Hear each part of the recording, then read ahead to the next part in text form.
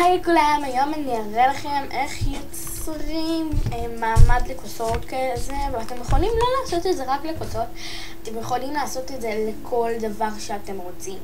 אז הנה רואים? כל מיני, אתם יכולים ליצור איזה צורות ואיזה גדרים שאתם רוצים. הנה הכוס. אז בואו נתחיל.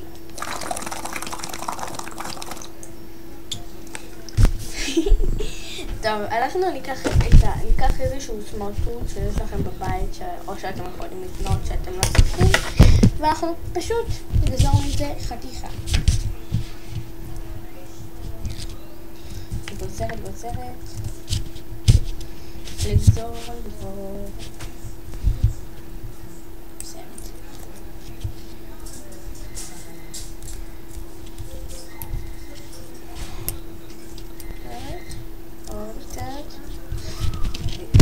יצא לי עקום בלטה. אופסי, מצטערת. כמו שאמרתי לכם בסרטון מוצרים של גליש, אין לי כל כך הרבה. אין לי בכלל מצלמה כל כך טובה. היא עושה רעשים אם זה ככה, נכון? זה משהו שעושה רעשים כזה, אז ממש סליחה. אוקיי, אחרי שגזרנו, אנחנו נתחיל לקשט. מה אני אכתוב?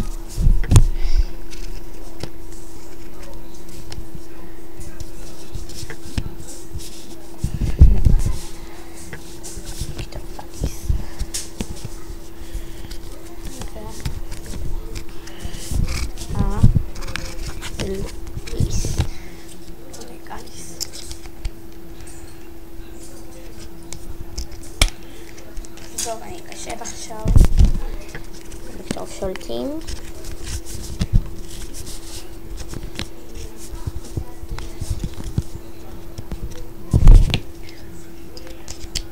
לא יודעת, אני אקשט את זה סתם, אני אעשה איזה צורות יפות. שם משולש. בלנד. ותדעו לכם, זה ממש קשה לצייר על זה. מה שבא לי אני יכולה. והקטע הזה, אם אתם רואים, זה בגלל שעשיתי את הסרטון הזה כמה וכמה פעמים, אבל תמיד שכחתי להגיד לכם כל מיני דברים חשובים. אז עשיתי את זה מלא פעמים. הנה, אתם רואים? 3 פעמים.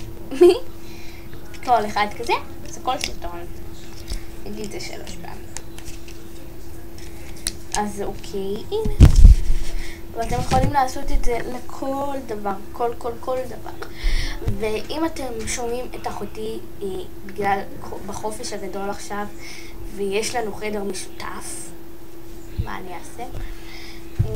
והיא משחקת פה לידי, ביקשתי ממנה להיות אבל בשקט, אבל שהיא תתחיל הקיץ, אני מסיימת יותר מוקדם ממנה, אז אני אספיק בזמן הזה לעשות לכם סרטונים. אז אני ממש מנסה לעשות לכם כל יום סרטונים, ואני ממש מנסה, אז זה בסדר.